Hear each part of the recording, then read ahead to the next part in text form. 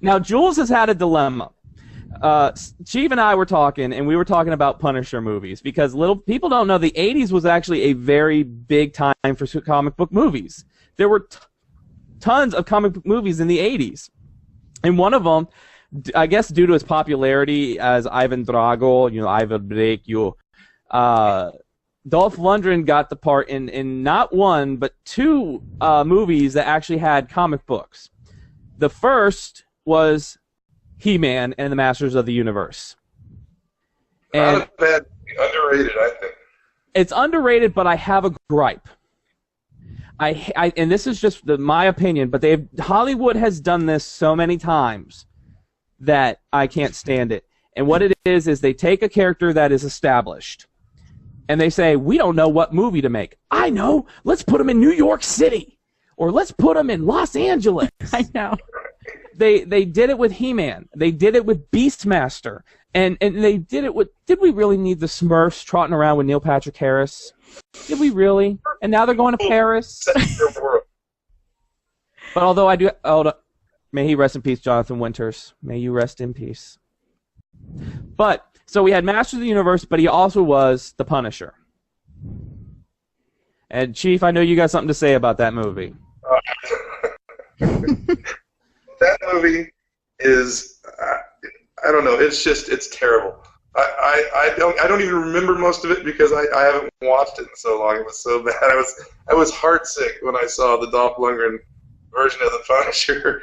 I thought, why didn't he have the skull? Why there was nothing remotely resembling the Punisher to me in that, besides the fact that he shot people. I mean, that was about it. Well, that's all you need in a Punisher movie. No plot, no beginning, middle, and end. Just Frank Castle killing everybody. Hollywood, Hollywood. That's your plot for the Deadpool movie. No script, no plot, just Deadpool killing everybody. Speaking on us. I think it'll work. But yeah, it was a horrible movie. It was not good. Somehow in the 80s they were trying to make these movies and they were not good. We had Punisher, we had Captain America, which most people don't know about. The fake ears on the side of the cowl for the Captain America. That and Red Skull, he didn't look like Red Skull. He looked like one of the Garbage Pail Kids. I mean, it was deformed, and there was no super, I don't think there was a super soldier serum in that movie. I think it was something else, like they blasted him or something. But the old the 70s red-brown Captain Americas, those are so far off of the Captain America story. It's just ridiculous. Back in, they give him the super soldier thing, but then I don't know, it's ridiculous. He drives around in a van with a motorcycle. He wears a helmet. And B.A. Baracus is driving the van. We all know that Mr. T was driving the van. I pity the fool, Captain America, who don't bow down to you and kneel before Zod with one leg tied behind the back, and then you're down there on the knee. It was so far off, it wouldn't have surprised me if Mr. T wasn't. He was driving Captain America around. They were so bad. They were so bad. Now, one of the other superhero movies of the 80s, and everybody hates this movie, but I love it, was Howard the Duck. I mean, come on. It was so campy. It was so stupid. But I loved Howard the Duck. What can you... I went to theater to see that when I was a kid. I remember begging my mom to take this. She so didn't want to see it. I had to beg her to take me to see it. I think she just brought me off to see it, dude. She just left me there to watch it by myself. And she had no clue that there was a scene of interspecies hanky-panky in that movie. Just a lot of that is in his history. He's kind of trapped on Earth. It's kind of what he's left with. He's trapped in a world he never made. But really, I mean, I love this movie because it was just so funny. And, I mean, come on, it was produced by George Lucas. Oh, I did not know that. It was produced by George Lucas, and George actually says it's his greatest mistake. Oh, I want to watch it. Now, I don't know if he still says that after episode 1. I don't know if he still says that. But I love this movie because one, the look of Howard I thought was pretty cool for the time. I thought the look of Howard was cool.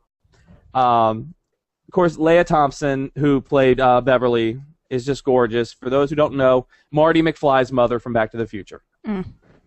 Beautiful woman. She's still beautiful to this day. Her, Linda Carter in a Wonder Woman movie. Okay, I'm writing this as we speak. But I thought it was a great movie, Howard the Duck. I just think it's underrated. I really think people don't understand it. But it really, yes, you had the principal from Ferris Bueller going, "I am the Dark Overlord." I mean, it was great. So where would I find this? I want to watch it.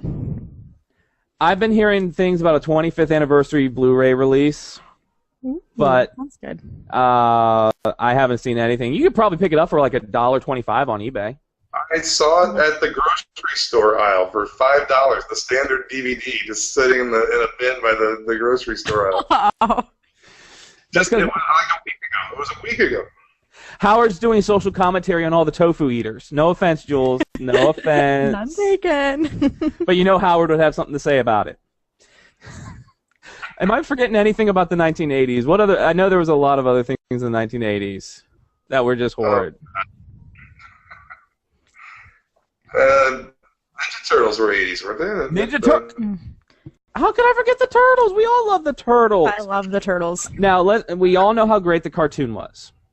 And most people probably don't know that it was a comic book before it was a TV series and a movie. My little cousin destroyed them. I had the Eastman Laird Turtles comics. I had them, and my cousin Jeremy came over, and he destroyed them all. Give me a second. So much money. Give me a second here. Yeah. Where's my box? You have them. Hold on. Give me a second here. Talk amongst yourselves. Just talk. We actually met Kevin Eastman when we went to San Diego Comic-Con. Somebody was handing out free books, and I just grabbed one. And then, like, right there was Kevin Eastman's table, and I was like, whoa! So we go over, and he was great. He signed our stuff, and he talked to us, and... Awesome. Yeah, and then I wanted to buy everything that was at the table. I was like, oh, I need this and this and this and this, and, like, just everything. I wanted everything that he had there.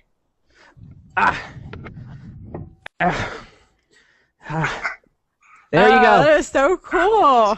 Teenage Mutant Ninja Turtle Adventures #1 Collector's Edition. That's awesome. And then I have number 3 on the back. Look, big giant Krang. They're fighting the big giant Krang. That's so cool. Shredder. I think we should have story time now. The new Nickelodeon cartoon is great, I think. The new Ninja Turtles cartoon. Oh, I love it. I love it so much. I can't even tell you how much I love it.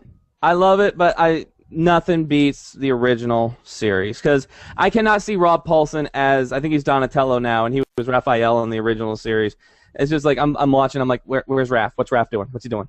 Now, were all the originals? I had heard that all the originals were voices in the new ones, but I don't think so. I had heard that, but you know what? You know what they should do though? They need to get Corey Feldman to do Donatello again. They need to bring back Corey Feldman for Donatello. Reaganomics. But they had the movies, and yes, I begged my mom to take me to the movies. She took like me and all my friends to go to the movies to see those movies, even number 3. I was out by then. Thank God you were. I'm done with this. Let's just say that we call it, it's just Ninja Turtles 3, but people say it's Turtles in Time. Teenage Mutant Ninja Turtles 3, Turtles in Time. Where if it was anything like the video game Turtles in Time, it would have been a lot better. But, Ooze, I don't even know which one it was. Was that the second one? Secret of the Ooze was the second one. That was the one where we all thought we were going to get Bebop and Rocksteady, but instead we got Tokka and Razor. Yeah. Rip off. But I have to admit, those movies were great. Yeah. Sorry. Bless you. There was a turtle in my throat. But, I mean, the Shredder I felt was done correctly. Mm-hmm. I thought, I mean, and come on, you got Ninja Rap. Number 2 gave us Ninja Rap. Oh. Ninja. I don't know. when you get into that stuff, I just check out immediately. When I see the turtles dancing and rapping, I'm checking out. I'm out. Hey, Vanilla Ice is still the man. Okay, he is vanilla to the 9. He's cool as ice. Cool as ice. The movie Cool as Ice. Now, there's a superhero movie we should talk about. Vanilla Ice. Hey, if we're going to talk about that as a superhero movie, somebody's going to want us to talk about Sex and the City, because those ladies and what they do, balancing their career and their love life, that is superheroes. And have you ever noticed I sound like Andy Rooney? That's crazy. And every young kid is going to be like, who the heck is Andy Rooney? I don't watch the news. All right, so Ninja Turtles. Love Ninja Turtles. And I forgot something. I forgot what came out in the late 80s. Batman. That's right. And now we were talking about this offline. We started talking about it, but we never got into it. And that is, in the history of Batman films, not TV, Batman films, who was the best Batman? Now, I'm still saying all the way. Christian Bale. I never liked Michael Keaton as Batman. I never liked Jack Nicholson as the Joker. I think Christian Bale, hands down, has been the best Batman so far. I would like to argue that. Conroy. Well, Kevin Conroy is the best Batman ever. We know that. But I want to argue Christian Bale. Didn't his voice sound a little too forced when he was in the Batsuit? Yeah, like he but I don't forced think it. he sounded any better. And I think that Jack Nicholson was just way over the top as the Joker. But we're not talking about the Joker. We're talking about Batman. I mean, come on. This was Dark Knight Rises. This was all Dark Knight Rises. You in the city. But Michael Keaton was kind of like Kevin Conroy. He found the balance between Bruce Wayne and Batman within the voice. And Michael Keaton was just like Heath Ledger as the Joker. Everybody said, no way. Michael Keaton cannot play Batman. There's absolutely no way. He did. Now, I know, Jules, who do you think? And please don't say George Clooney. Oh, no. I'm going to go with Michael Keaton, and the only reason why is because I first fell in love with Batman, really, with Michael Keaton, like the movies.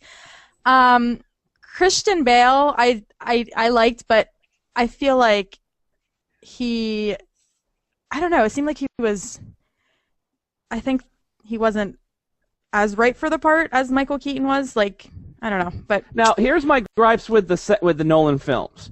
Well, first of all, let me talk about the gripes I have with the original films, and then we'll go with the Nolan films.